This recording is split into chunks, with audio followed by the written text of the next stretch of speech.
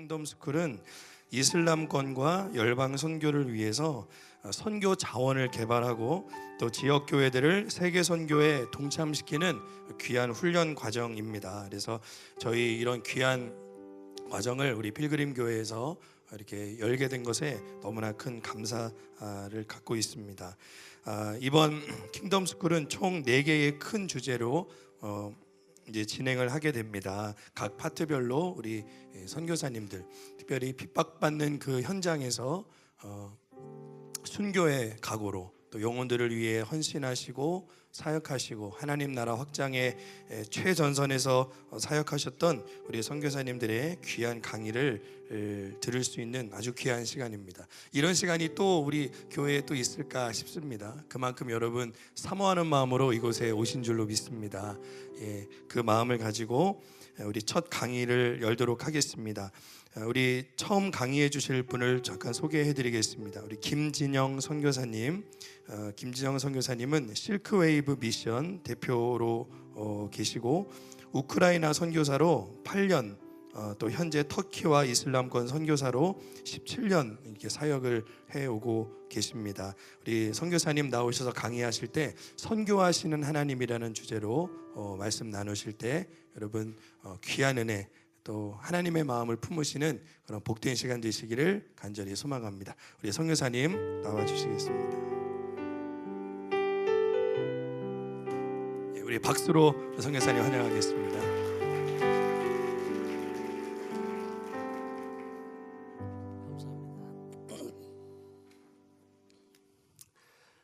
할렐루야. 참 필그림 교회 성도님들 만나 뵙게 돼서 참 감사를 드립니다.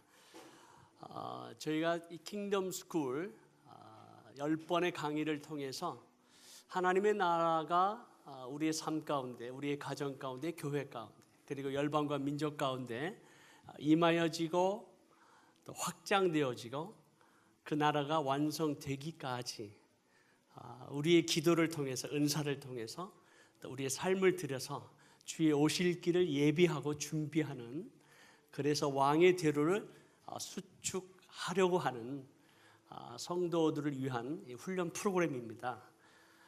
선교 현장에서 제가 사역을 하면서 느꼈던 그 선교하시는 하나님, 특별히 마지막 영적 전쟁 가운데 결코 피할 수 없는 이슬람과의 영적 전쟁을 우리가 어떻게 해야 할 것인가. 특별히 지금 전 세계 가운데 이슈가 되고 있는 IS와 또 이슬람 문명과 기독교의 문명이 충돌하면서 국가가 국가를, 민족이 민족을 대적하는 이런 상황 가운데 우리가 이슬람을 바로 알아야 되겠다.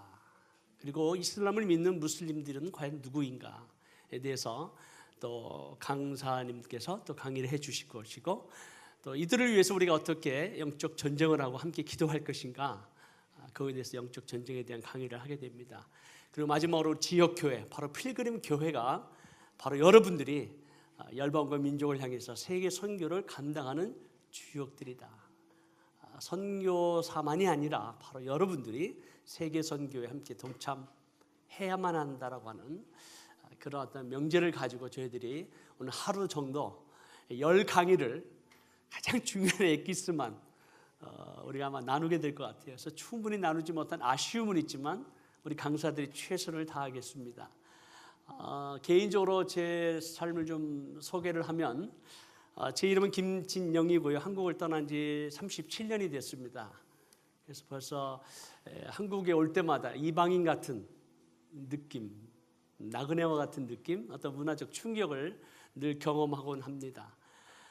저에게는 이제 아들 셋이 있는데 저희 가족 사진을 좀 제가 여기서 보여줄 수 있을까 모르겠습니다.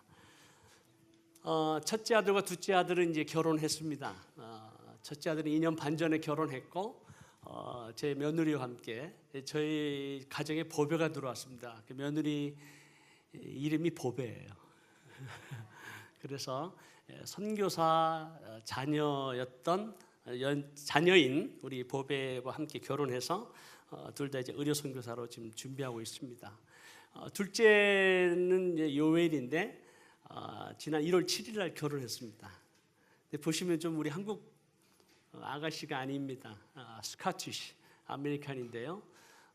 이미 이제 미국에서 태어났고 또 94년부터 저희가 선교를 러시아에서 했습니다. 우크라이나가 아니고 러시아 칼미키아에서 8년 사역을 하다가 저희가 이제 추방을 당하게 되었고 2002년부터 터키에서 계속 사역을 하고 있습니다. 지금은 2년 전부터 이제 미국 캘리포니아에서 본부 사역으로 SWM 선교회를 섬기고 있습니다. 그렇기 때문에 이 한국 사람을 만날 기회가 별로 없었어요. 저희 자녀들이. 그래서 대학에서 만난 우리 스코틀랜드 자매를 만나서 귀한 믿음의 가정을 이루고 한국 가정에 시집 왔으니까 한국 한복을 입혀야 되겠다. 그래서 한복 입고 결혼한 사진입니다. 그리고 둘째 이후에 15년 만에 늦둥이를 주셔서 지금 초등학교 5학년입니다. 오해도 많이 받지만 엄연한 제 셋째 아들입니다. 그래서 하나님께서 이 믿음의 참 가정 가운데 새 아들을 주셔서 아름답게 성장하고 있는 모습 또한 하나님의 은혜다라고 생각이 되어집니다. 오늘 강의를 통해서 여러분들과 함께 나누고 싶은 말씀은 선교하시는 하나님인데 제 시간이 1시간 반에서 찬양 시간하고 기도하고 벌써 20분을 뺏겼기 때문에 최선을 다해서 세 강의를 한 번의 강의로 제가 하도록 하겠습니다. 이게 움직이는 킹덤 스쿨. 여러분들 교재를 이제 자세히 보시면 제가 가능하면 좀 앞에 나와서 여러분들 교재 참 잘 만들어 주셨어요. 그래서 앞부분만 조금 이 순서상으로 문제가 있는데요. 먼저 선교하시는 하나님 제1 강의를 펴셔서 이 킹덤 스쿨의 목적은 여러분들이 가능하면 좀 앞에 나가서 제가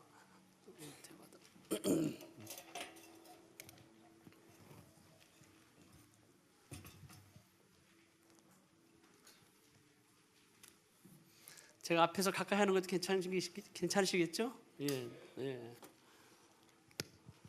질문도 좀 하려고 합니다. 같이 대화하고 저희는 원래 소급으로 같이 제자 훈련하면서 이렇게 대화도 하고 질문도 대답도 하면서 같이 이렇게 좀 이렇게 크로스판던스로 이렇게 같이 대화하는 식인데 막 큰 강의식으로 이렇게 해본 적이 없어요. 그래서 일방적으로 제가 이렇게 좀 강의하는 것보다 여러분들이 좀 이렇게 리액션을 좀 이렇게 같이 보여주시면 좀 좋겠습니다. 그래서 모르는 거 있으면 손을 드셔서 표현해 주셔서 이렇게 질문해 주시면 좋을 것 같습니다.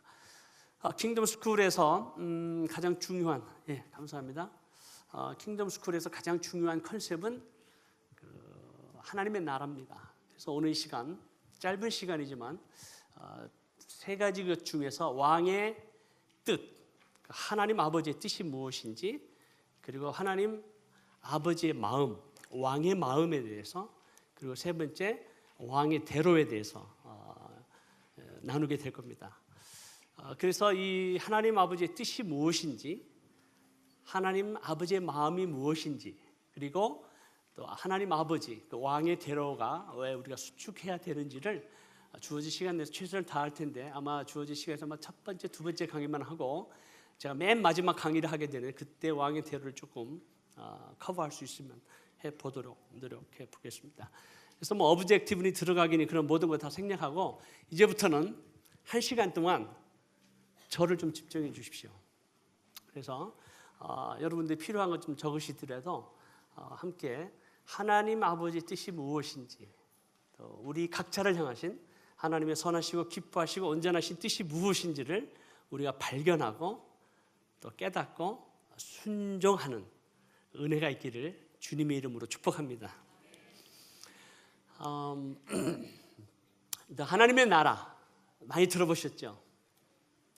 Kingdom of God, 하나님의 이 나라에 대한 것이 마태복음에는 The Kingdom of Heaven이라고 해서 천국이라고 표현되어 있지만 같은 단어로 마가복음과 누가복음에는 Kingdom of God으로 표현되어 있습니다.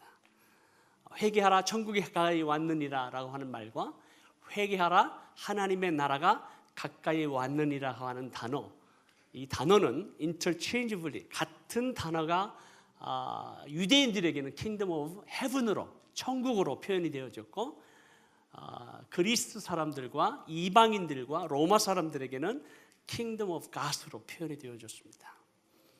그래서 우리들에게는 어떠한 의미가 더 깊이 와 닿을까요? 천국일까요? 아니면 The Kingdom of God, 하나님의 나라일까요? 사실은 하나님 나라입니다.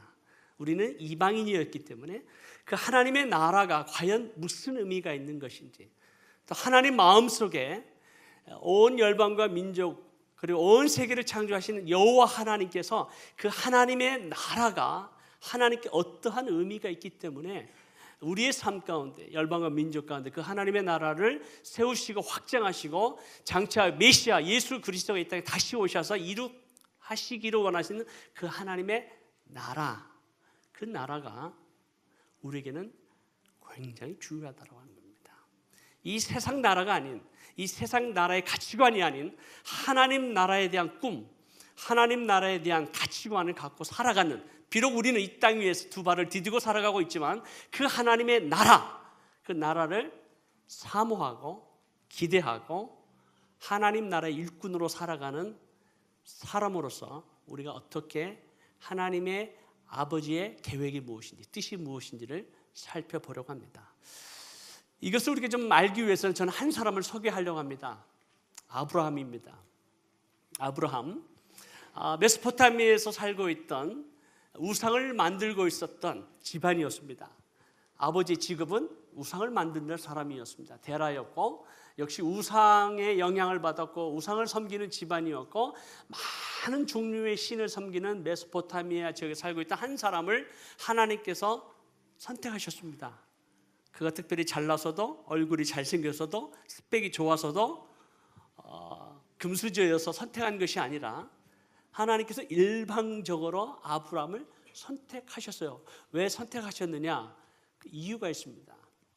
아브라함을 선택하시고 내가 복의 근원이 되게 하고 내가 너로 큰 민족을 이루게 하고 그리고 너를 통해서 모든 민족이 복을 얻게 될 것이다 라고 하는 하나님의 일방적인 언약, 약속을 해주셨어요.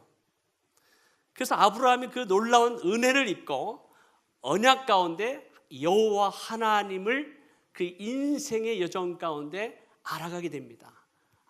이분이 누구신지, 많은 신들 가운데 하나님이 아니라 온 우주 만물을 창조하신 유일하신 참 하나님 여호와 야훼, 그 하나님을 알고 경험하고 깨닫게 됩니다. 그 아브라함을 부르신 하나님의 뜻이 있다고 하는 겁니다. 그 뜻이 창세기 18장 18절에 있는데 여러분 보이십니까? 잘 보이는구나. 같이 봉독해 보겠습니다. 시작.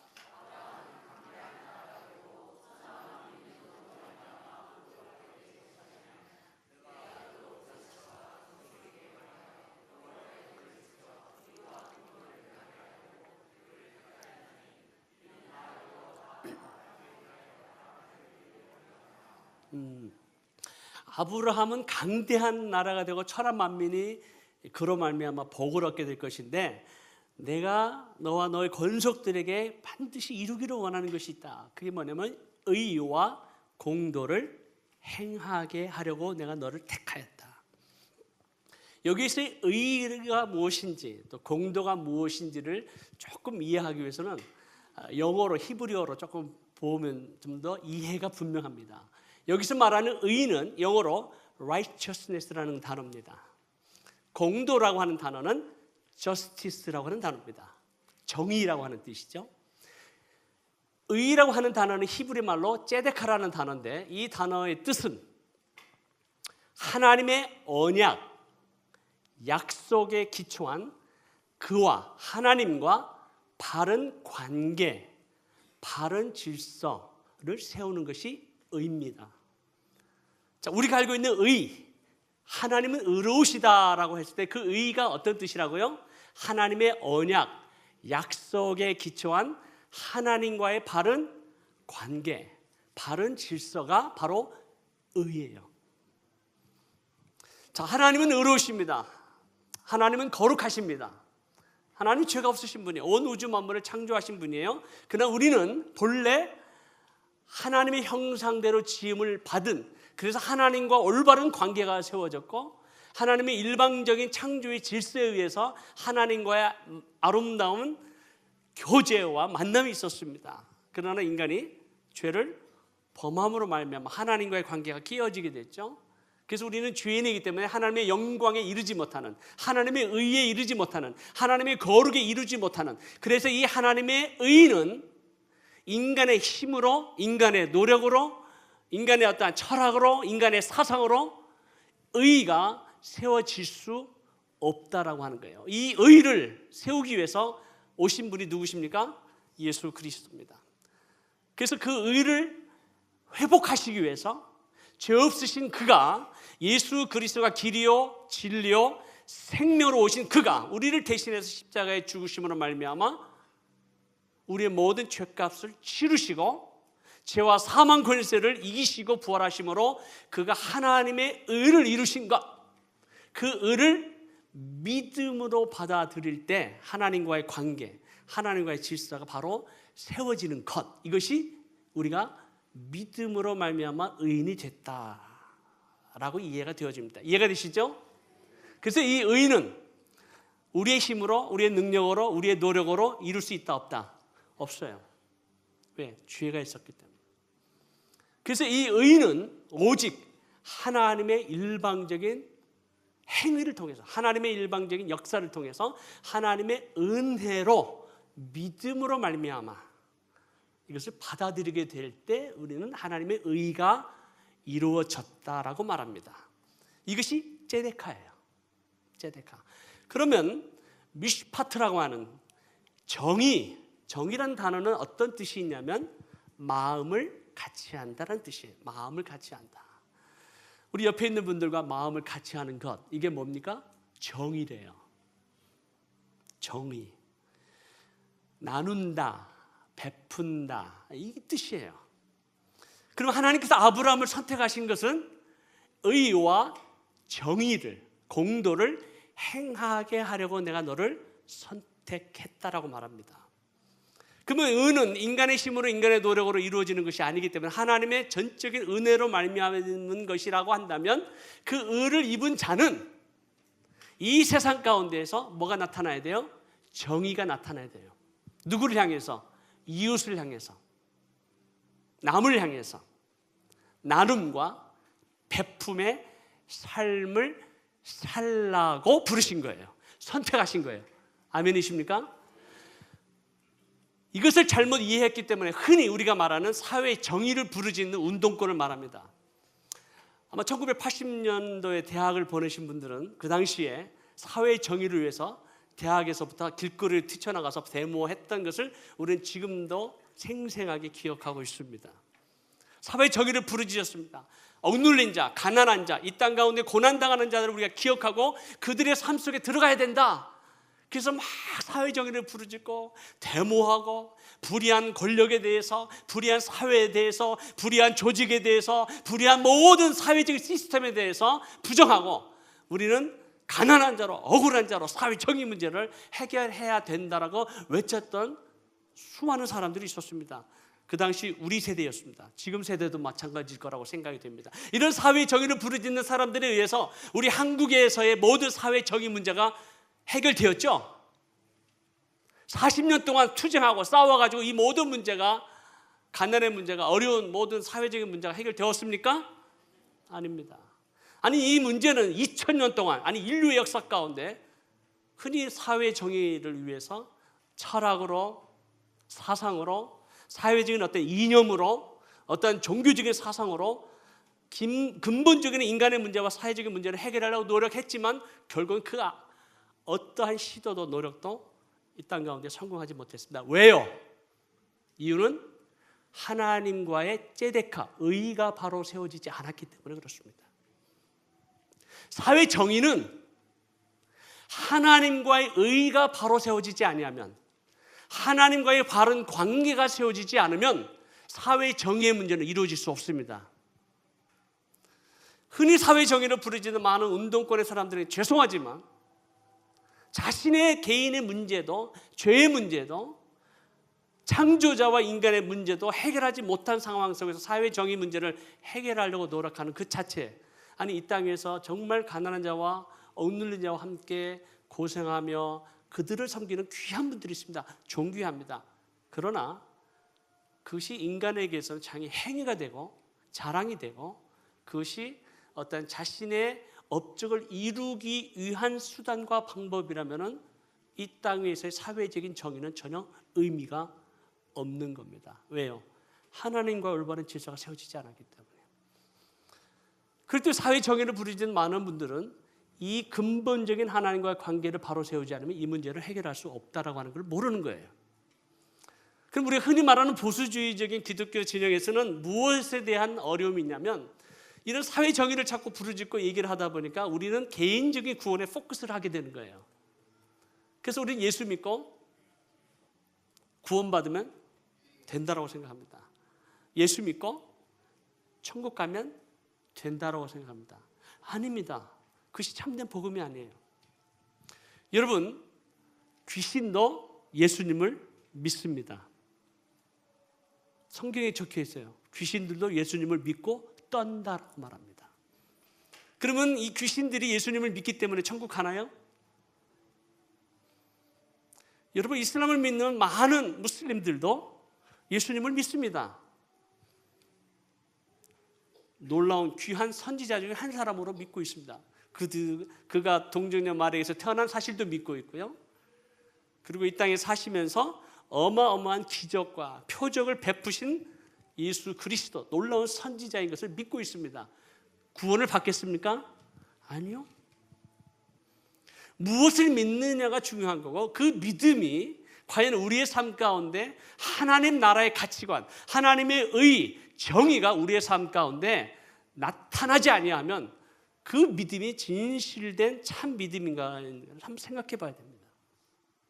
그래서 흔히 우리 말하는 교회에서 사회 정의를 부르짖게 되면 오해를 많이 합니다. 아, 저 사람은 운동권 사람이야. 사회 정의에 대해서 연약한 자를 위해서, 가난한 자를 위해서 우리가 뭔가 그리스도의 사랑의 빛을 진 자로서 교회가 이 세상에서 빛과 소금의 역할을 감당해야 된다라고 사회적인 문제를 얘기하면 오해를 많이 합니다. 왜? 운동권으로 자꾸 우리를 몰아가는 거예요. 아니에요. 마땅히 해야 됩니다.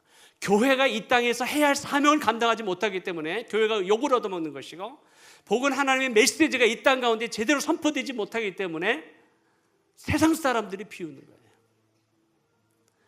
예수 그리스도로 말미암아 의가 바로 세워진 사람들은 사회 정의가 우리의 삶 가운데 나눔과 베품을 통해서 나타나는 것, 그것이 하나님의 우리를 선택하신 이유라고 하는 거예요.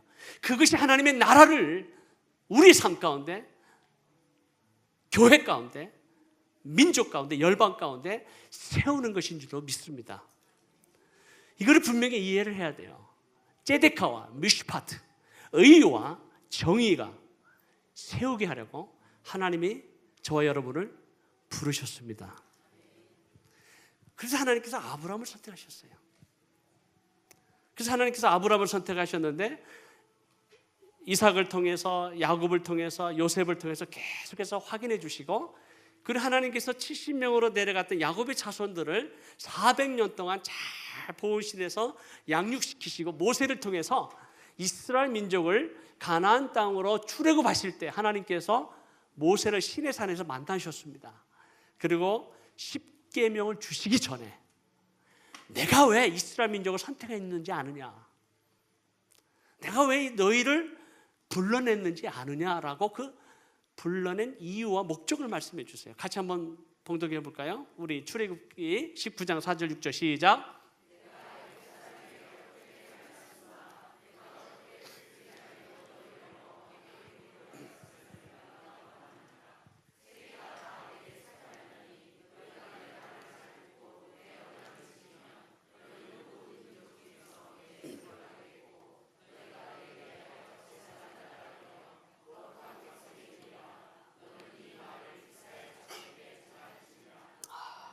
하나님께서 모세를 통해서 이 말을 이스라엘 자손들에게 선포해라, 고해라 이렇게 말씀하셨어요. 그러니까 뭐를 선포하라는 거예요? 하나님께서 내가 너를 독수리 날개로 여기까지 업어서 데려왔는데 세계가 다 내게 속하였다. 하나님 벌써 열방과 모든 민족을 바라보시면서 세계가 다 내게 속하였는데 너희는 내게 대하여 뭐가 되라고요? 제사장 나라가 되라. 여러분, 제사장의 역할이 무엇입니까? 제사장, 말씀해 보세요. 제사장이 뭐 하는 거죠? 제사 지내는 사람. 네, 맞습니다. 예, 또 리액션을 좀, 리스판드를 좀 해줄게. 네? 제가 귀가 어두워서. 뭐예요? 백성들을 인도하는 자. 네, 또 좋습니다. 또 죄를 대신하는 것. 예, 다 맞습니다. 속죄도 하는 거. 제사장은 하나님과 백성들 사이에서 중재하는 자입니다. 제사장이. 그래서 백성의 죄를 대신 짊어지고 하나님께 나아가서 죄에 대한 대가를, 제물을 드리면서 치르게 하는 그런 어떤 그 중재 역할을 하는 사람이 제사장인데, 하나님께서 이스라엘 민족을 부르시고 너희는 내게 대하여 제사장 나라가 되라라고 하는 그 의미는 어떤 의미가 있을까요? 너희는 내게 대해서 모든 열방과 민족 가운데 서서 중재하라고 하는 의미입니다. 그래서 하나님께서 율법을 주셨어요. 모든 법을 주시고 하나님의 나라가 이 땅 가운데 어떻게 임하여지는지, 하나님의 영광의 능력이 무엇인지, 하나님 나라의 역사가 무엇인지를 알고 깨달은 이후에 모든 열방과 민족들에게 그것을 나누라고, 선포하라고 제사장 나라로 부르셨어요. 이 놀라운 특권, 이 놀라운 은혜, 이 놀라운 축복을 받은 이스라엘 민족이 모든 열방과 민족들을 대해서 그 모든 은혜와 축복을 나눠줬죠. 함께 베풀었죠. 어떻게 했어요? 어떻게 했습니까? 이방인들을 하나님의 영광, 하나님의 나라에 대한 능력을 선포하고 나누는 것이 아니라 오히려 이방인들을 개나 돼지처럼 취급하고 그걸 나누질 않았어요. 나누지 않았기 때문에 하나님께서 이스라엘 민족을 향한 거룩한 분노와 심판과 징계를 하십니다. 그래서 10개의 지파로 이루어졌던 북이스라엘 왕국은 아시리아에 의해서 BC 722년에 멸망을 당하고 전 세계에 흩어져 버리고, 남유대 왕국 베냐민 지파로 이루어졌던 그 나라는 BC 586년에 바벨론에 의해서 멸망을 당했어요. 그러나 하나님께서 메시아를 약속하셨기 때문에 유다 족속을 향한 그 메시아를, 그 언약을 이루시기 위해서 70년 만에 다시 돌아오게 하셨어요. 그래서 수많은 선지자를 통해서, 예언자를 통해서 하나님 나라에 대해서, 열방과 민족에 대해서 너희가 믿는 그 하나님 야훼는 이스라엘 민족만의 하나님이 아니라 모든 민족 가운데 영광과 존귀와 모든 하나님의 찬양을 받으시기에 합당한 야훼, 여호와 하나님인 것을 선포하는 것을 계속해서 말씀해 주시고, 그런데 그 이스라엘 민족이 그걸 깨달아요, 못 깨달아요? 깨닫지를 못해요. 여러분, 선교는 하나님 아버지의 마음이고 이 땅에 처음으로 선교하시기 위해서 오신 그 분이 바로 예수님이십니다. 근데 이스라엘 민족을 깨달지 못해요. 하나님의 은혜와 축복을 내 것으로만 삼는 거예요. 하나님의 의를 이룬 자가 하나님의 정의를 이루지 못하는 거예요. 그래서 하나님은 사회 정의 문제를 실현하지 못하면 하나님은 그 민족을 심판하세요. 징계하세요. 그래서 하나님께서 400년을 침묵하셨습니다. 말라기 선지자를 중심으로 해서 하나님 마지막 예언의 말씀을 주시고 침묵하시고 세례 요한이 올 때까지, 그리고 예수 그리스도가 다시 하나님의 나라에 대해서 소개할 때까지 우리 하나님께서 침묵하셨습니다. 그리고 하나님께서 오셨어요. 그래서 영접하는 자, 곧 그 이름을 믿는 자들에게는 하나님의 자녀가 되는 뭐를? 권세를 주셨어요. 엑소시아.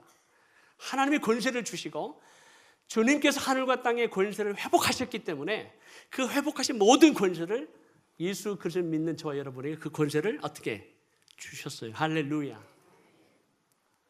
우리가 많이 알고 조금 알고 상관없이, 우리가 몸이 건강하고 연약하고 상관없이, 나이에 많고 적음하고 상관없이 예수 그리스도를 나의 주님, 나의 하나님으로 고백하는 마음으로 믿어 의에 이르고 입으로 신에서 구원에 이르는 그 고백 위에, 믿음 위에 하나님의 권세를, 하늘과 땅의 모든 권세를 우리에게 주셨습니다.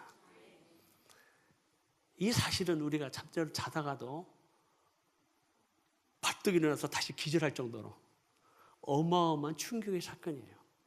우리가 누군데? 우리가 무엇인데? 이방인이었는데, 아니 개나 돼지보다도 못한, 아니 죄와 사망 가운데 영원히 죽었던 우리를 살리시사 하나님의 자녀로 일컬음을 얻게 하셨고, 나아가 하나님의 나라의 권세를 우리에게 주셨다라고 하는 거예요. 그래서 하나님께서 베드로전서 2장 7절에 보면 하나님께서 우리의 백성에 대한 2장 9절에 보면 놀라운 은혜를 하나님께서 부어주셨습니다. 같이 봉독합니다. 시작. 너희는 택하신 족속이요 왕같은 제사장들이요 거룩한 나라요 그의 소유된 백성이니 이는 너희를 어두운 데서 불러내어 그의 기이한 빛에 들어가게 하신 자의 아름다운 덕을 선포하게 하려 하십니다. 저와 여러분을 하나님께서 새로 택하셨어요. 무엇으로? 예수 그리스도를 믿음으로 말미암아 하나님의 족속이 되게 하셨습니다. 할렐루야. 그리고 뭐예요? 왕 같은 제사장으로. 이게 로얄 프리스트란 말은 왕의 피가 흐르는 제사장이라는 뜻이에요. 여러분의 지금 누구의 피가 흘러요? 네. 예수님의 피, 하나님의 피, 왕의 피가 흐르는 제사장들입니다. 할렐루야. 내가 누군데 하나님과 백성들 사이에서 왕과 같은 제사장으로, 왕의 피가 흐르는 제사장으로 나를 부르셨다, 선택하셨다. 어마어마한 겁니다.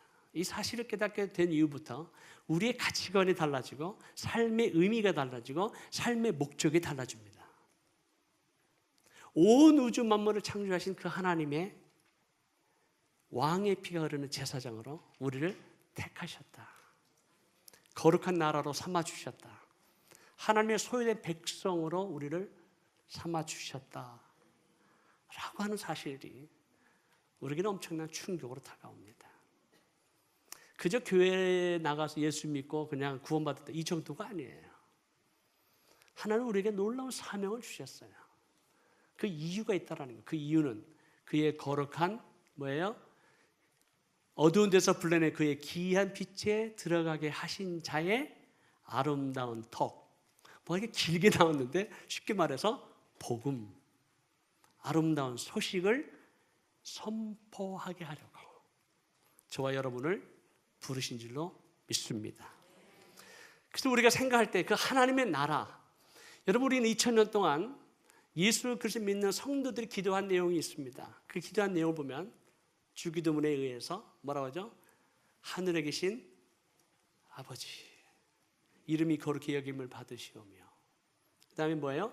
나라에 임하옵시며 Thy kingdom come이에요. 이거는 reflective 명령형이에요. 하나님의 나라가 임하라라는 뜻이에요. 왜요? 그게 아버지의 뜻이래요. 하나님 아버지의 뜻이 하늘에서 이루어진 것처럼 땅에서도 이루어져라라는 뜻이에요. 이걸 우리는 2000년 동안 암송하고 기도했습니다. 하나님 아버지의 소원이에요. 어떤 소원? 그 하나님의 나라가 이 땅 가운데 임하여지는 것.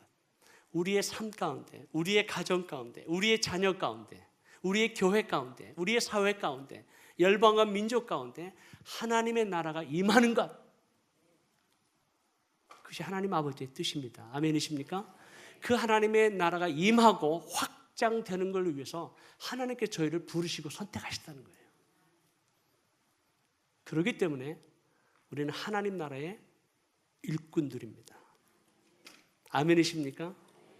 이 사실을 깨달을 때 우리는 왜 선교해야 되는지, 왜 우리가 저렇게 이방인들에게 또 우리가 알지 못하는, 이름도 알지 못한 수많은 종족들에게 그들을 위해서 기도하고 우리가 함께 마음을 모으고 뜻을 모아서 우리가 함께 동참해야 되는 이유가 있다라는 거예요.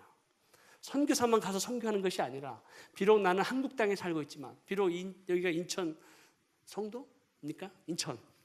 인천에 살고 있지만 우리는 벌써 세계를 품은 자들이에요. 왜요? 하나님 나라가 우리 삶 가운데 있기 때문에. 이것을 깨달으면 우리는 하나님 아버지의 뜻을 깨닫게 되는 거예요. 나를 향하신, 우리 가정을 향하신, 우리 자녀를 향하신, 우리 교회를 향하신 하나님의 선하시고 기뻐하시고 온전하신 뜻이 무엇인지 분별하도록 하라. 이게 중요한 내용입니다.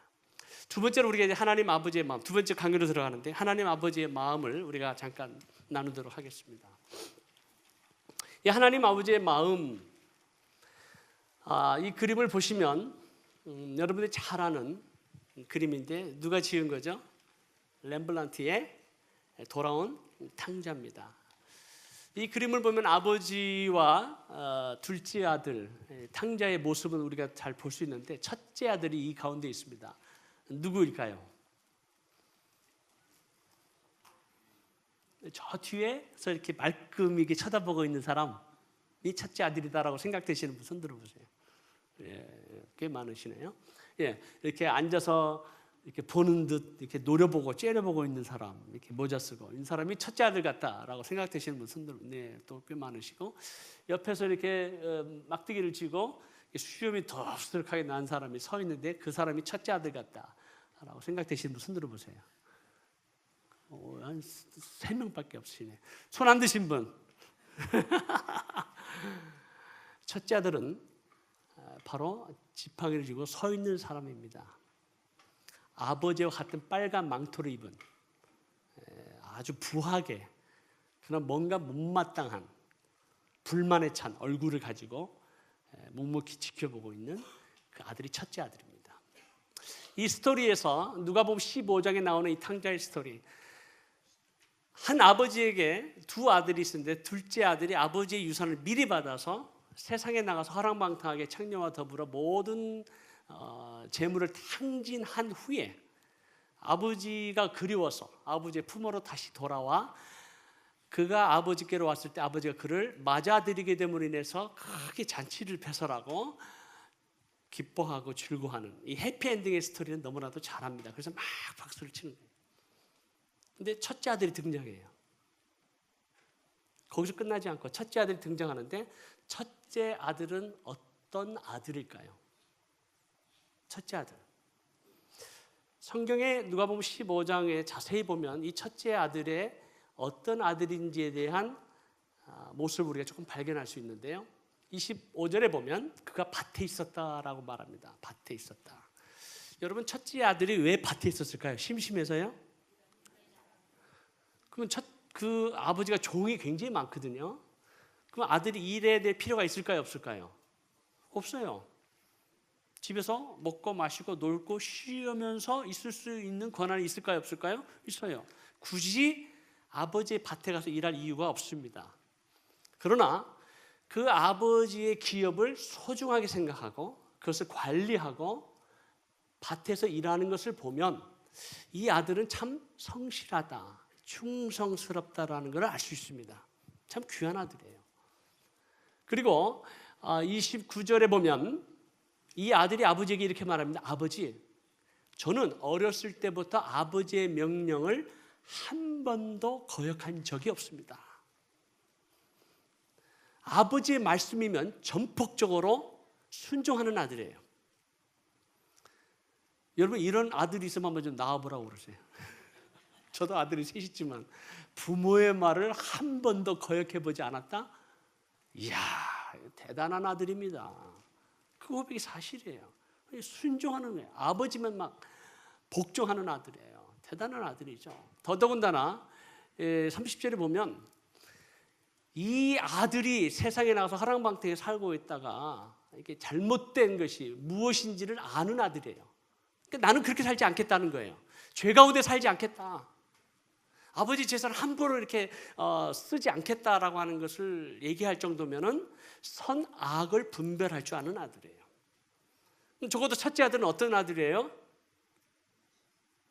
성실하고 충성스럽고 순종하고 선악을 분별할 줄 아는 아들, 귀한 아들입니다. 참 귀한 아들이에요. 그럼 이 첫째 아들은 누구를 지금 representative 하겠어요? 누구를 지금 대언하겠습니까? 지금 예수님께서 누구를 대상으로 비유를 말씀하세요? 유대인들입니다. 이방인이 아니에요. 그러면은 누구를 포커스해서 말씀하셨다면 이 탕자 이야기의 주제는 첫째 아들입니다. 첫째 아들에게 포커스하고 있는 거예요. 이 첫째 아들이 성실하고 충성스럽고 순종하고 정말 선악도 분별할 줄 아는 완벽한 아들이에요. 유대인들이 그랬어요. 근데 한 가지 부족한 게 있어요. 뭐가 부족할까요? 네? 잃어버린 동생을 향한 아버지의 마음이 없어요. 그 아버지의 마음이 어떤 마음인지 성경에 보니까 그 아버지의 마음 이렇게 표현합니다. 누가복음 15장 20절에 보면 상가가 먼데 아버지가 둘째 아들을 보고 치근히 여겼다. 치근히 여겼다. 이거 영어로 말하면 he felt compassion이란 단어예요. compassion. 치근히 여겼다. 이 단어가 마태복음 9장에 보면 예수님께서 산과 촌을 다니시면서 두루 다니면서 가르치시고 전파하시고 그리고 아픈 자와 병든 자를 고쳐주시는 티칭과 프리칭과 힐링의 사역이 쭉 나타나는데 그 이유는 뭐냐면 그 유리하며 방황하는 유대인 백성들을 보시면서 민망히 여겼다. 민망히 여겼다는 말은 he felt compassion for them. 이 compassion이라는 단어를 써요. compassion. 많이 들어보셨죠? compassion. 민망히 여겼다. 긍휼히 여겼다. 불쌍히 여겼다. 안타깝게 여기다. 뭐 한국 여러 가지 단어로 표현될 수 있는 그 compassion이란 뜻. 이 compassion의 뜻의 헬라의 원어의 뜻은 조금 달라요. 헬라의 원래의 뜻은 무슨 뜻이냐면 창자가 끊어지는 듯한 아픔에서 나오는 부르짖음, 절규가 compassion이란 뜻입니다. compassion. 저희가 이제 터키에서 사역하기 전에 러시아 칼미키아에서 사역을 했었습니다. 러시아 칼미키아는 지구상에도 나와 있지 않는 그런 지역인데 혹시 여러분 러시아와 체첸 전쟁이 있었습니다. 90년대 초에 그 체첸이라고 하는 소수민족 공화국 과거에 소련 땅에 속해 있었던 지금도 러시아에 속해 있지만 그 러시아와 체첸 전쟁이 일어나면서 체첸 공화국 바로 위에 칼미키아 공화국이라고 있습니다. 과거에 13세기 이후 징기스칸이 전 유럽을 지배하면서 러시아를 지배하면서 그 이후에 지금도 징기스칸의 후예들 몽골 사람들이 살아가고 있는 칼미키아 공화국이 있습니다. 남한만한 땅덩어리에 약 16만 명이 살고 있습니다. 소금 땅이고 카스피아 해에 잠겼던 땅이기 때문에 목축업을 하고 살아가는 이 칼믹 사람들이 하나님께서 저희들을 부르시고 그 땅 가운데 복음을 전하게 하시고 교회를 개척하게 하셨습니다. 저희들의 사역이 점점 이제 알려지게 되면서 러시아 정교회 방해로 결국 추방을 받게 됐습니다. 지금도 그 땅 가운데 교회가 세워져 있고 저희 제자들과 목회자들이 교회를 잘 섬기고 있어요. 그래서 이제 2002년도에 하나님의 부르심을 받고 터키로 왔습니다. 터키로 와서 그동안 하나님께서 행하셨던 놀라운 일들을 우리는 경험했기 때문에 터키 땅에서 나름대로 최선을 다하고 복음을 전하고 교회를 개척하는데 너무 힘든 거예요. 어려운 거예요. 그 당시 터키 땅에 2002년도에 약 7,300만 명 정도가 있었는데 그 당시 교회는 있었습니다. 교회가 약 한 60여 개 정도 있었고 또 선교사님들이 1,300명이 있었습니다. 그럼 터키가 이슬람 국가인가? 아닙니다. 종교에 잘고 있는 나라입니다. 민주주의 국가입니다. 이슬람 국가가 아닙니다. 24시간 기독교 방송이 지금 라디오 방송으로 지금 운영이 되고 있고 또 24시간 TV 방송으로 기독교 복음을 선포하고 있고 또 얼마든지 원하면 경찰의 허락을 받고 성경을 나눠줄 수 있는 또 심지어는 대도시에서 전도 활동이 가능한 또 물론 지역에 따라 다릅니다만은 그러한 어떤 사역을 할 수 있는 그러한 지역이 오늘날의 터키입니다. 근데 여러분 터키는 어떤 땅이었습니까? 과거 안디옥에서 사도 바울과 바나바를 파송했던 그 안디옥 교회가 있는 지역이 터키입니다. 그래서 사도 바울과 전도자들이 또 초대교회 성도들이 로마 제국의 핍박 가운데 환난 가운데서 믿음, 신앙을 버리지 않고 생명을 걸고 복음을 전하고 결국 313년에 콘스탄틴 대제에서 기독교를 변화시킬 수 있는 놀라운 생명력을 가졌던 순교자의 피를 통해서 그 땅 가운데 복음이 전파되고 교회가 세워졌던 그 땅, 하나님의 영광이 머물렀던 땅이었습니다. 바로 그 땅이 터키였어요. 초대교회 7개, 요한계시록 나온 7개 교회가 있고요. 우리 기독교 역사 가운데 10번의 큰 중요한 종교회의가 7번이 터키 땅에서 이루어지고, 우리가 알고 있는 노아의 방주가 있다라고 하는 아라랏산이 그곳에 있고, 하나님께서 창세기 12장에 다시 하나님께서 내가 너에게 복을 주고 내가 민족의 축복의 통로로 내가 너를 삼겠다는 아브라함에게 다시 계시하셨던 곳, 하란이 있는 곳이 터키예요. 사도 바울의 고향에 있었던 다소가 바로 터키예요. 이런 놀라운 하나님의 영광과 역사와 능력을 체험했던 이 땅이 1453년 메흐메 2세에 의해서 오스만 제국에서 콘스탄티노플이 함락당한 이후에 500년 동안 모든 기독교의 역사는 다 사라지고 맙니다. 죽임을 당하거나 도망가거나 아니면 이슬람으로 개종하거나, 모든 교회는 이슬람 사원으로 다 바뀌어버리고 하나님의 영광이 떠난 것 같습니다. 그런 모든 것을 우리는 지금 이스탄불의 성 소피아 교회를 가보면 알 수가 있습니다. 지금 박물관으로 변했지만 그러한 것을 보면서 하나님, 이 땅 가운데 왜 이렇게 복음이 전파되지 않습니까? 도대체 우리의 선교의 방법에 문제가 있습니까? 전략에 문제가 있습니까? 선교사들이 잘못하는 겁니까? 나는 최선을 다하고 노력을 해보지만 안 되는 거예요. 힘든 거예요. 실망하고 좌절하고. 그래서 그 터키 땅을 떠나는 많은 선교사들이 있었습니다. 그리고 나 선교사님들과 함께 기도하는 중에 하나님께서 두 가지의 마음을 주셨어요. 이 땅의 영적 회복, 영적 돌파를 위해서는, 그리고 다시 하나님의 영광이 이 땅 가운데 회복되고 예수 그리스도의 오심을 준비하기 위해서는 함께 연합해야 된다는 마음을 주셨어요.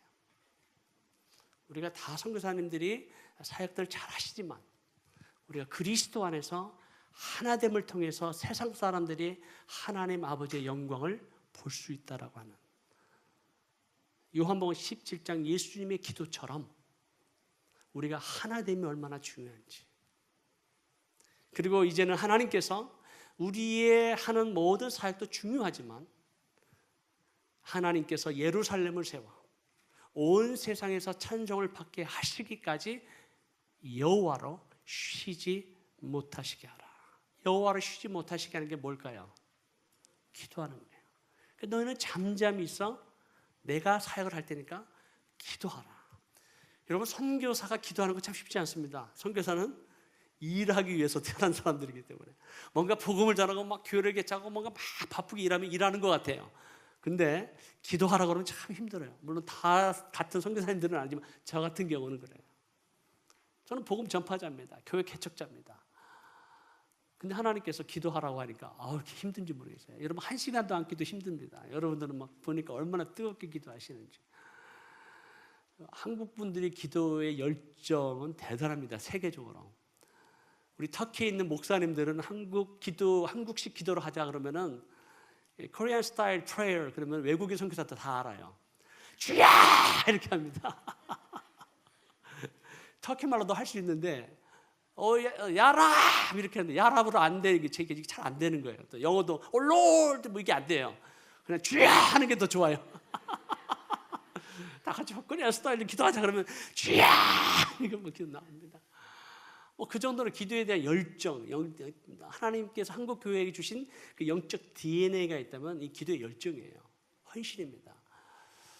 근데 기도하라고 하시는 거예요. 그래서 우리가 연합 기도회를 2007년도부터 시작했습니다. 그래서 선교사님들이 모여서 기도하고 우리 전 세계에 있는 우리 기도자들을 모아서 함께 기도하고 2010년도에 에베소에서 27국에서 오신 약 한 2,000명의 중보 기도자들이 모여서 가장 영적 전쟁에 치열했던 에베소 고대 도시에서 우리 그 지역에서 기도하자. 하나님의 영광을 선포하자. 이 땅에 사로잡고 있는 모든 악한 영들을 예수의 이름으로 묶고 이 땅 가운데 묶여 있는 모든 영혼들을 예수 그리스도의 이름으로 풀어내자. 그런 어떤 기도의 이제 막 운동이 일어나던 시대였습니다.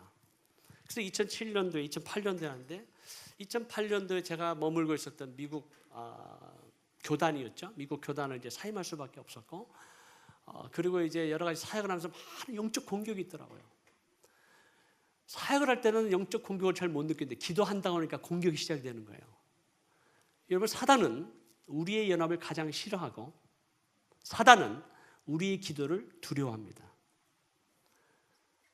기도하지 않으면 사단은 공격하지 않아요. 근데 기도하니까 공격을 하더라고요. 그래서 하도 너무 영적인 공격이 심해서 터키 동남부에 있는 어떤 수도원에 가서 약 40일 동안 기도하는 중에 33일째 되는 날에 전화를 받았어요. 제 아내가 전화한 겁니다. 여보, 내가 목이 좀 이상해서 저희가 수도에 사는데 앙카라에서 병원에 가서 검사를 했는데 여보, 내가 식도암 3기래요. 그 소식을 듣는 순간 청청병력과도 같아서 이게 무슨 건가. 우리가 러시아로 갈 때 3살, 4살 된 두 아들을 데리고 러시아로 갈 때도 저희는 이 미국 그 선교단체가 조금 이제 이게 뭐라 그럴까 엄하고 팔러시가 있어서 아이들이 6살이 되면 부모를 떠나 선교사 자녀학교로 보냈어야 됩니다. 왜냐하면 러시아의 리모트한 지역에 험한 지역에 교육을 받을 수 있는 환경이 되질 않아요. 그래서 6살 될 때 첫째 아이를 독일에 보내고 그 다음 해에 둘째 아이를 독일의 선교사 자녀학교로 보냈습니다. 그러니까 아이들을 우리는 고등학교 졸업할 때까지 1년에 3번 보는 거예요. 여름방학, 겨울방학, 봄방학. 아이들이 자라가는 모습을 볼 수가 없어요. 그것이 우리의 팔러. 지금은 안 그렇습니다. 지금은 이제 홈스쿨링이 발달돼서 이 5학년 때까지는 홈스쿨링을 할 수 있어요. 근데 6학년이 되면 다시 보내야 됩니다. 그 당시에는 1학년 때부터 우리의 자녀들을 보내야 됐기 때문에 참 힘들었어요. 아이들이 엄마 아빠를 보고 싶어하고 또 우리들이 아이들을 참 보고 싶어하는 그런 여러 가지 어려움 속에서도 우리의 젊음을 들여서 정말 그 땅 가운데 미전도 종족의 복음을 전하고 교회를 개척하시라는 그 부르심 때문에 우리의 모든 것을 드리면서까지 왔는데 하나님 그 터키 땅에서 참 연합 사역을 하고 또 우리가 기도 사역을 하는데 하나님 제 아내가 식도암이래요. 이게 어떻게 된 겁니까?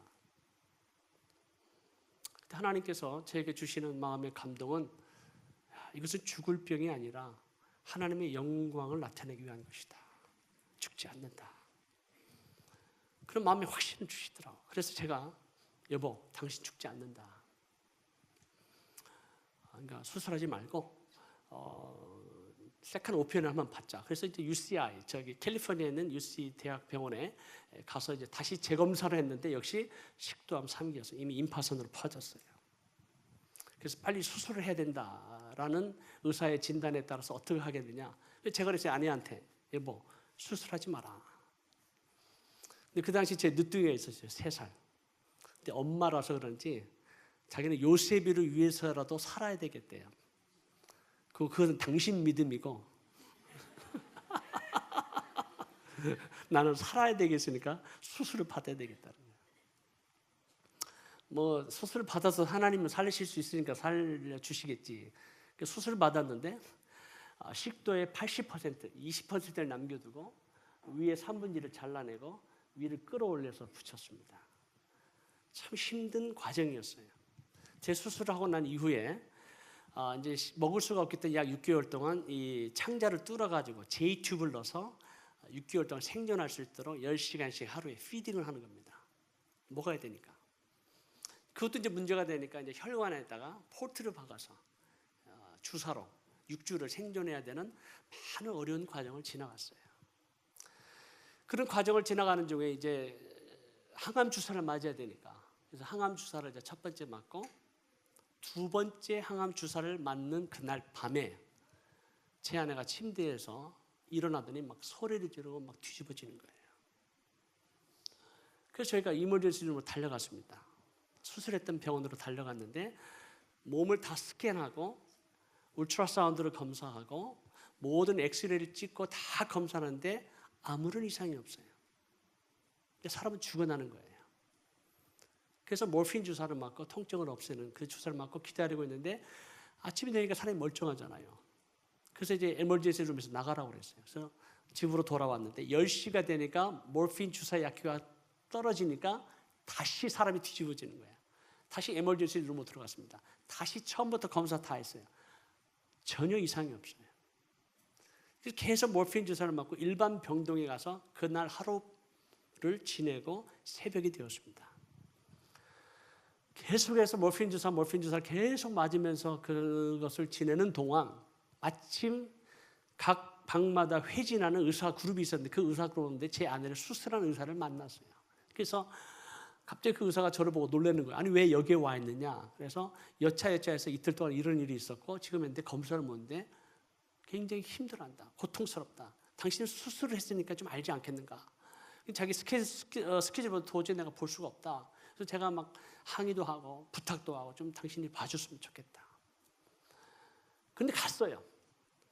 한 10분 정도 지나니까 3명의 간호원들이 수술하는 침대를 막 가지고 와서 제 아내를 바로 수술실로 데려갔습니다. 그리고 5시간 후에 그 의사를 만났어요. 그러면서 조금만 늦었다면 큰일 날 뻔했다. 그 얘기를 하는 거예요. 도대체 원인이 뭐였느냐, 병명이 뭐였느냐 했더니 장이 꼬인 거예요. 정말 환장하겠더라고요. 여러분 환장한다는 뜻이 뭔지 아세요? 환장, 장이 꼬인 겁니다. 여러분 장이 꼬아보지 않으면 그 아픔을 알 수가 없어요. 근데 왜 다행이었냐면 썩기 직전에 발견된 거예요. 만약에 이게 썩었으면 자르면 돼요. 그럼 붙이면 되는데 항암 주사를 맞았기 때문에 일반 셀들, 그 세포들을 다 죽이기 때문에 이게 붙어지지가 않는다는 거예요. 그러니까 썩기 직전에 발견됐어요. 그래서 다행이다. 그래서 그걸 늘여가지고 배벽에다가 꼬매가지고 달아놨어요. 다시 꼬이지 말라고.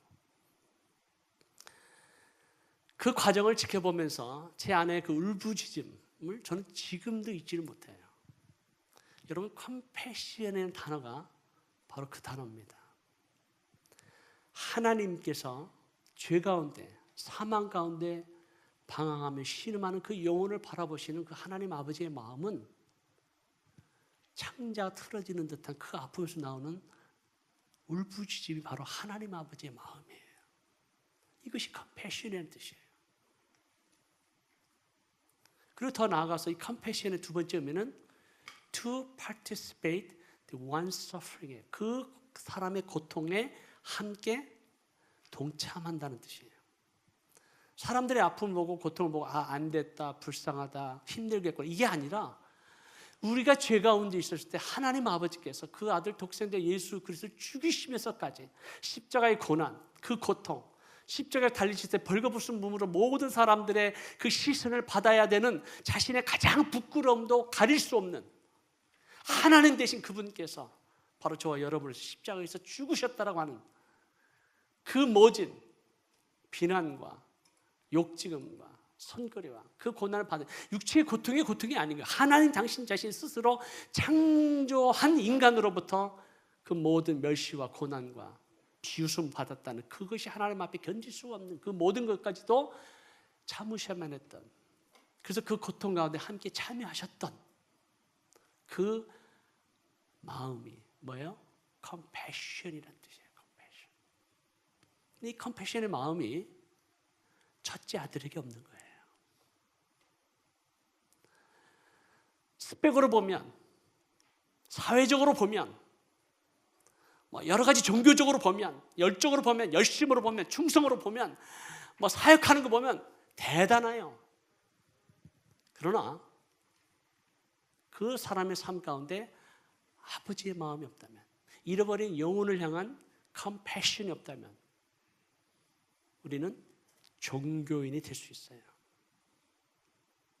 그것이 첫째 아들이었어요.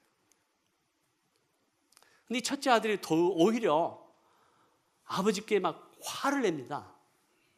화를 내죠. 막 뭐라고 화를 내요? 아버지, 나는 염소 새끼라도 주워가지고 내가 친구들과 벗들과 함께 더불어 먹고 마시게 하는 적이 없는데 이 아들이 돌아오면 막 그러면서 막 아버지에 대해서 막 화를 내잖아요. 분노하잖아요. 아니 자기가 아들이면 송아지 잡고 소 잡고 먹고 마시고 즐길 만한 권한이 있어요, 없어요?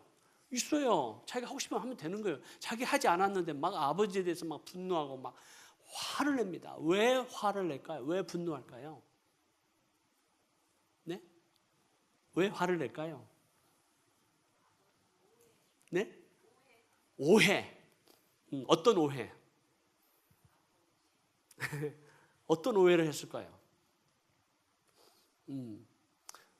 왜? 아니 큰아들이면 자기 동생이 돌아왔으면 죽었다가 살아 돌아왔으면 어떻게 해야 됩니까? 같이 기뻐하고 즐거워하고 잔치에 참여해야 되는데 막 화를 내거든요. 안 들어가거든요.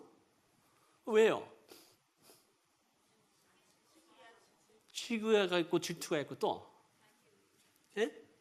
재산 뺏길 것 같은 그 이유 있어요. 예, 또 예, 또 예? 자기가 의도하고자 했던 게 이루어지지 않았다. 중요한 포인트인데요. 예. 여러분 지금 자기 동생이죠. 둘째 아들이 세상에 나가서 죄 가운데 허랑방탕하게 아버지의 재산을 다 말아먹어버리고 창녀와 더불어서 죄 가운데 살다가 돌아왔어요. 그러면 법대로 말하면 어떻게 해야 돼요? 징계와 심판을 받아야 돼요. 그런데 잔치를 벌여줘? 있을 수 있는 얘기예요? 없는 얘기예요? 없어요. 아버지, 지금 잘못하는 겁니다.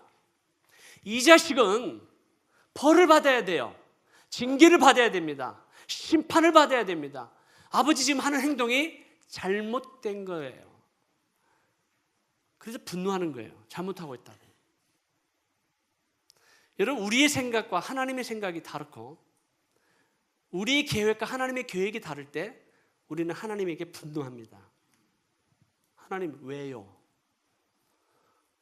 왜 제 아내에게 이런 어려움이 생깁니까? 고통이 생깁니까? 우리의 모든 것을 다 드렸는데, 헌신했는데, 희생했는데, 자녀들까지 다 바쳤는데 하나님 이럴 수 있습니까? 라고 우리는 하나님께 대해서 분노할 수 있어요. 아버지 잘못하는 거예요. 그렇게 하시면 안 되는 거예요. 누구의 생각, 누구의 기준이 맞다라는 겁니까? 아들의 기준이 맞다라는 거예요. 첫째 아들이 내가 맞다라는 거예요.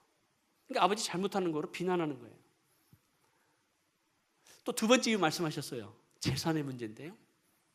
여러분, 유대인의 관습에 의하면 첫째 아들은 아버지의 유업의 3분의 2를 가져갈 수 있고 둘째 아들은 3분의 2를 가져갈 수 있어요. 죄송합니다. 둘째 아들이 되신 분들한테. 한국도 보통 그렇잖아요. 첫째 아들 그렇잖아요. 근데 이 둘째 아들이 아버지의 3분의 2를 떼서 가서 이제 다 써먹었잖아요. 그리고 돌아왔어요. 그럼 첫째 아들이 무슨 생각할까요? 내 재산이 다시 나누어지고 뺏길 수 있다는 생각을 할까요? 안 할까요? 하죠, 당연히. 그걸 간파하신 아버지께서 뭐라고 말씀하시나요? 예, 내 것이 다 네 것이로돼. 확인시켜 주세요. 내 것이 다 네 것이 아니냐? 염려하지 마라. 내가 너 뺏기지 않다. 근데 불안한 거예요. 내 거 뺏길까 봐. 나누는 거, 베푸는 거 싫은 거예요. 이게 다 내 거예요. 다 내 거기 때문에 다시 나눠준다. 내 은사를 나눠준다. 내 시간을 나눠준다. 내 물질을 드린다. 싫은 거예요. 관심이 없어요. 관심이 없어요. 또 한 가지 이유가 있어요. 왜 화를 낼까요? 왜 분노할까요? 제가 그 첫째 아들이 이제 고등학교를 졸업하고 또 대학을 저희를 떠나서 이제 미국에 있는 대학을 이제 갔기 때문에 뭐 저희들하고 같이 있는 기회가 없어요. 대학을 졸업하고 이제 메디컬 스쿨 가기 전에 1년 동안 저희랑 같이 살았습니다. 아들이 같이 사니까요. 얼마나 마음이 흐뭇한지 몰라요. 든든하더라고요. 첫째 아들이 이제 1년 동안 같이 있으면서 그동안 못다한 이야기들, 또 어떻게 자라간 이야기들 많은 대화를 하게 되는데 제가 누가 있었다고 그랬어요? 누뚱이가 있잖아요. 근데 누뚱이가 공부를 해야 되는데 얘가 공부를 안 하는 거예요. 그래서 제가 첫째 아들 보고 너는 공부를 잘하니까 영어도 좀 가르쳐주고 수학도 좀 가르쳐주고 좀 튜러링을 좀 해달라 내가 얘기를 했어요. 그랬더니 자기 지금 바쁘대요. 왜 바쁜가 가만히 보니까 데이트하기 바쁜 거예요 지금. 데이트는 하고 네가 형이니까 마땅히 동생을 가르쳐줘야지. 아빠보다 네가 더 낫지 않느냐? 좀 가르쳐라. 할 수 없이 가르치자. 그래서 이제 막 옆에서 이제 가르치는데 수학을 가르친다 보니까 조금 가르치면서 막 화를 내는 거예요. 이것도 모르냐고 막 화를 치는 거예요. 그래서 내가 첫째 아들한테 얘, 너가 지금 16년 차이 나거든요. 네 아들이라고 생각하고도 그렇게 하겠냐? 네 아들이라면 네 동생인데 나이 어린 동생을 그 야단치면서 가르치면 되겠니? 좀 인내함을 가지고 아버지의 마음을 가지고 좀 가르쳐다오. 그때 막 저한테 화를 내는 거예요. 아빠가 얘를 잘못 키웠다는 거예요. 내가 왜 잘못 키웠니? 그랬어요. 내가 왜 잘못했니? 아니 자기들 기를 때는 굉장히 엄하게 키웠는데 얘는 완전히 스포일 시켰다는 거예요. 얘 내가 45세 낳은 아들이야. 이름도 요셉이야. 색동 옷을 입혀. 내가 스포일 시켰어요, 솔직히. 내가 어떻게 하겠어요? 얼마나 이쁜데, 늦둥이가. 그래서 내가 이 아들이 내가 요셉이야, 얘를 더 사랑한다고 얘기를 할 수 있겠어요, 없어요? 없어요. 난 너희를 다 똑같이 사랑한다. 응? 정도의 차이는 있고 같이 있고 또 이제 늦음하게 낳은 아들이기 때문에 더 귀염성이 가는 그런 게 있어서 그러는 거지. 네가 첫째 아들로서 마땅히 해야 되는 거 아니냐라고 얘기하는 말이에요. 내가 막 싫어하는 거예요. 여러분, 동생이 아버지의 재산을 받아서 갈 때, 여러분 한국 사회에서도 그렇고 유대 사회에서도 그렇고 아버지가 살아계시는데 자녀가 와서 아버지 좀 죄송해요, 이제 아버지 곧 돌아가실 건데 그 유산 좀 미리 주세요 라고 한다면 이 자식은 어떤 자식이에요? 후레 자식입니다. 어디 부모님이 살아계시는데 미리 유산을 달라고 하는 자식이 어디 있습니까? 있을 수 없는 얘기예요. 유대 관습에 있을 수 없는 얘기입니다. 근데 둘째 아들이 아버지 와서 유산을 미리 달라고 할 때 첫째 아들이라면 어떻게 해야 됩니까?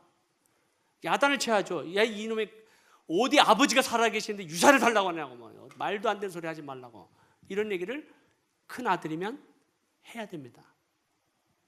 근데 아버지 재산을 가지고 세상에 나와서 허랑방탕의 죄 가운데 살고 있는 그 아들을 그리워하고 못 잊어서 그 아들이 살아 돌아오기만을 기다리는 그 아버지의 눈물, 동구밭에 나가서 쉼없이 아침마다 가서 그 아들이 언제 돌아올까, 또 돌아오지 않아서 해가 뉘엿뉘엿 넘어갈 때 다시 돌아오는 그 아버지의 모습을 바라보고 눈물을 바라보고 하염없이 흘리는 그 아버지의 눈물을 큰 아들, 형은 얼마나 받겠냐는 거예요.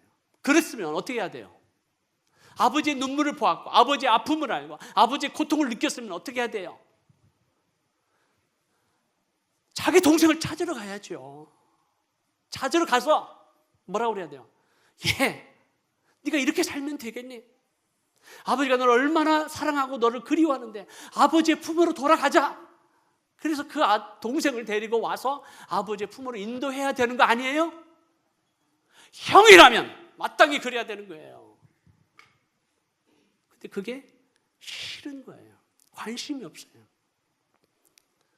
죽었다고 생각을 했는데 살아 돌아오니까 자기가 해야 될 형으로서의 직분, 사명을 감당하지 못한 부끄러움과 그 사실을 깨닫게 된 것이 오히려 아버지에 대한 분노로 나타나는 거예요. 여러분, 이 땅 가운데 죄와 사망 가운데 살아가는 수많은 잃어버린 영혼들이 있습니다. 우리 잃어버린 동생은 누구입니까? 우리의 가족 가운데도, 우리의 자녀 가운데도, 우리의 형제 가운데, 우리의 직장 동료 가운데 있을 수 있습니다. 그들을 향한 하나님 아버지의 마음을 오늘 이 가운데 부어지는 역사가 있기를 주님의 이름으로 축복합니다. 그 마음이 없이는,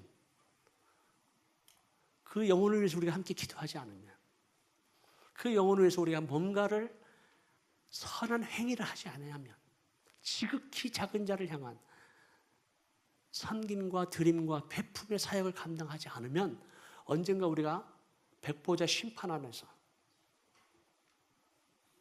마치 목자가 양과 염소를 가를 때 오른편에 있는 자들을 의인이라 말씀하시고 복받은 자라 말씀하시고 창세로부터 너희를 위하여 예비된 하나님의 나라를 상속하라고 말씀하셨어요.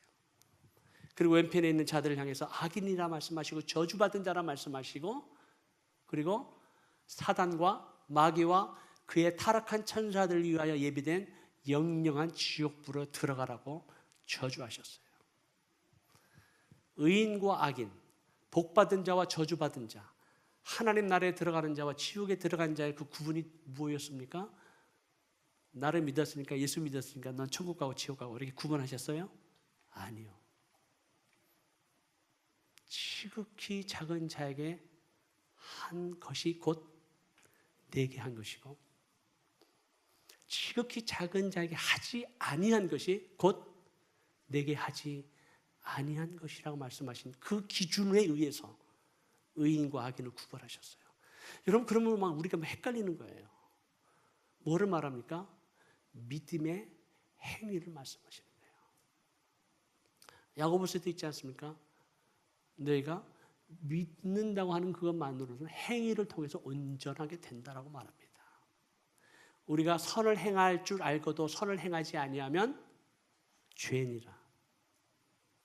그렇기 때문에 우리가 믿음을 가졌다는 게 뭔지, 하나님의 나라를 소유하고 있다는 게 뭔지, 하나님의 나라 일꾼으로 살아가고 있다는 게 뭔지, 지극히 작은 자를 향한 그 아버지의 마음이 우리 가운데 회복되어지고 하나님 아버지의 사랑으로 우리가 모든 사역을 할 때 그것이 이 세상 사람에서 우리가 칭찬을 받고 존경을 받을 수 있는 거예요. 왜 우리가 이 세상에서 존경과 신뢰를 잃어버렸습니까? 섬기지 않았기 때문에, 나누지 않았기 때문에, 베풀지 않았기 때문에, 아까 말씀드린 미시파트, 사회 정의 문제를 실천하지 않았기 때문에 욕을 먹는 거예요. 여러분 이 세상에서 유일한 소망은 예수 그리스도십니다. 예수 그리스도의 유일한 소망이 이 땅 가운데 빛으로 생명의 역사로 나타나는 것은 바로 여러분들입니다. 교회입니다. 교회가 그 역할을 감당하지 아니하니까 욕먹는 거예요. 우리의 책임입니다. 부끄럽지만 목사들의, 선교사들의, 교회 지도자들의 책임이에요. 부끄러워요. 우리가 죄를 범한 거예요.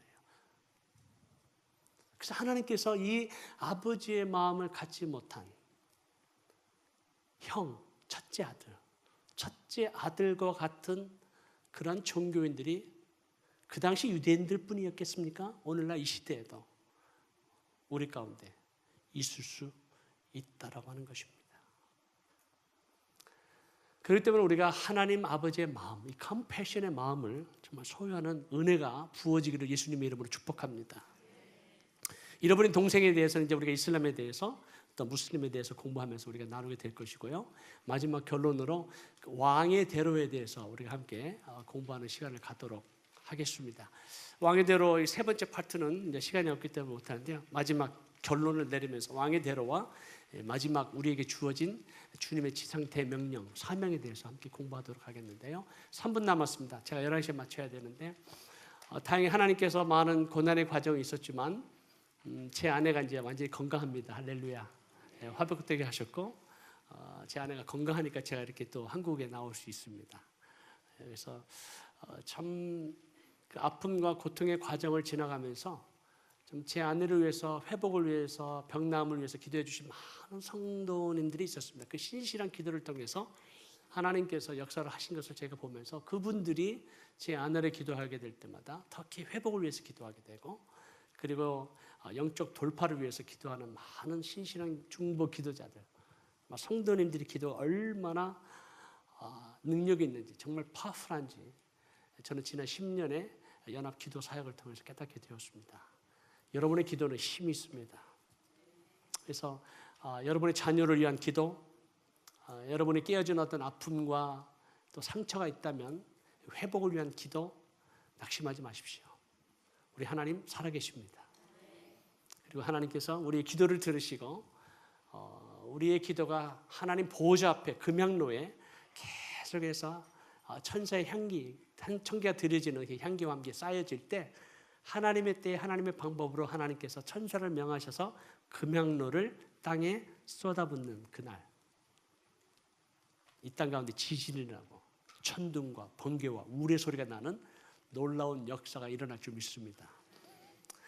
그래서 저는 참 부족하지만 이 기도 사역을 하면서 우리 하나님 멋지시다. 우리 하나님 참 멋있다. 살아계신 하나님, 신실하신 하나님, 우리의 기도에 응답하시는 하나님, 그 하나님을 이미 여러분 체험하고 계시고 또 앞으로 체험하실 것을 믿습니다. 그래서 이제는 여러분의 마음을 활짝 여시고 열방과 민족을 향해서, 그리고 인천 송도가 국제도시잖아요. 얼마나 많은 외국인이 와 있습니까? 나그네된 외국인들을 섬기시고 대접하시고 그들을 향해서 세계 선교가 이곳에서도, 현장에서도 우리 함께 동참할 수 있습니다. 여러분이 혹시 질문 있으시면 나중에 제가 이제 질문 개인적으로 받겠고요. 점심시간 있으니까 함께 교제하고, 그리고 여러분들 교제 외에 우리가 그 드린 조그만 쪽지가 하나 있습니다. 신청서 있죠? 거기다가 여러분들 성함과 이름과 이메일, 전화번호만 주시면 좋겠습니다. 주소까지는 필요 없고요. 그러면 저희가 터키와 이슬람권에서 일어나는 현장의 소식들을 매월 이 매거진으로 여러분에게 보내드립니다. 그러면 이런 선교의 역사가 일어나고 우리가 이런 선교사님들을 위해서 특별히 기도해야 되겠구나 해서 여러분들이 중보 기도자로 참여해 주시길 진심으로 부탁을 드립니다. 여러분의 기도가 힘이 있기 때문에 지금 하나님께서 우리의 기도를 통해서 터키뿐만 아니라 이슬람권에 있는 땅과 백성들을 지금 흔들고 계세요.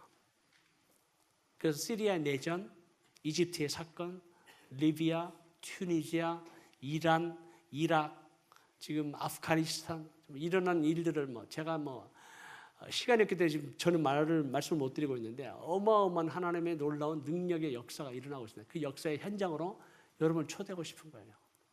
요르단과 레바논과 이라크를 지난 10월 달에 제가 다녀왔고 1월 달에 제가 터키도 다녀왔는데 하나님이 지금 영적 대추수의 시작을 지금 보여주고 계세요.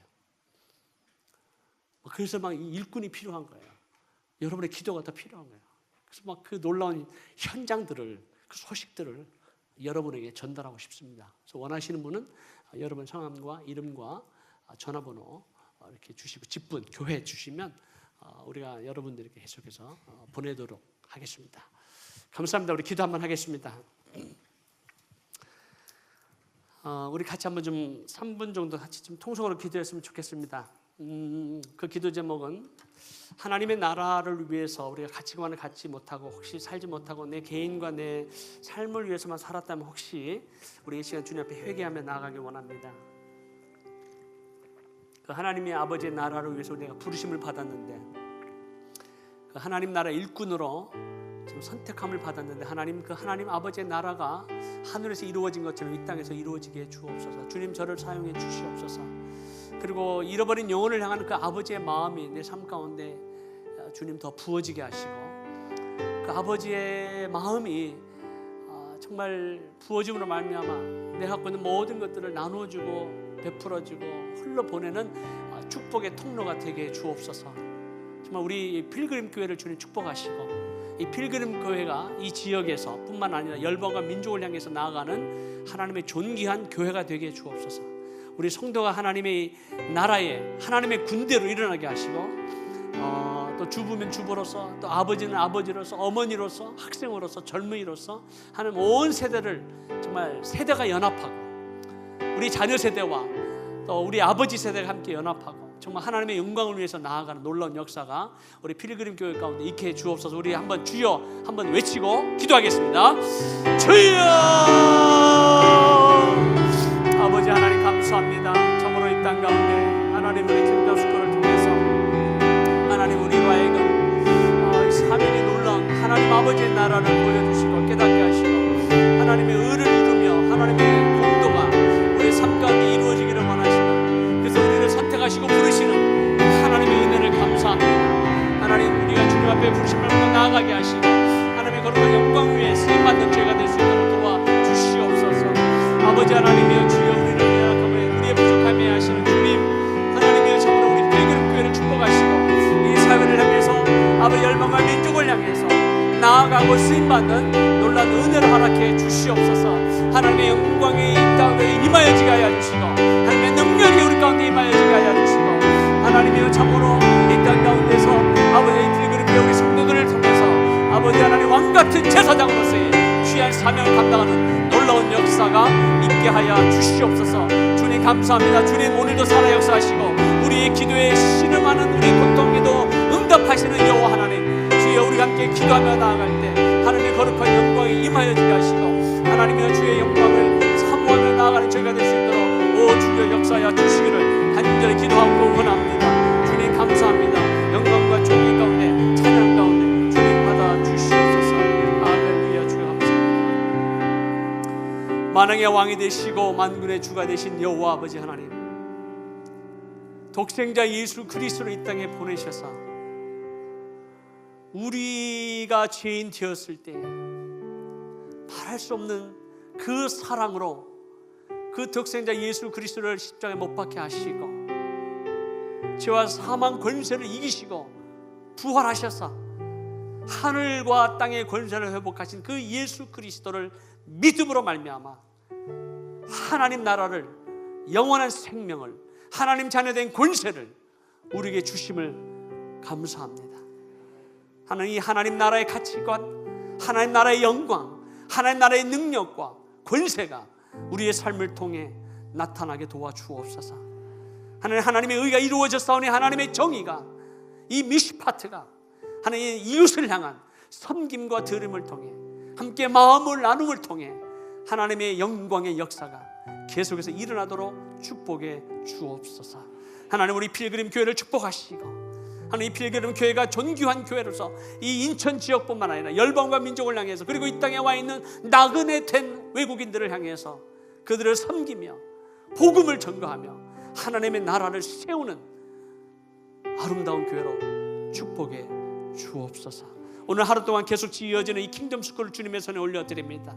하나님 우리가 어떠한 인포메이션을 받는 정보자로서가 아니라 깨달음 있게 하시고 트랜스포메이션이 일어나는 역사가 있게 주옵소서.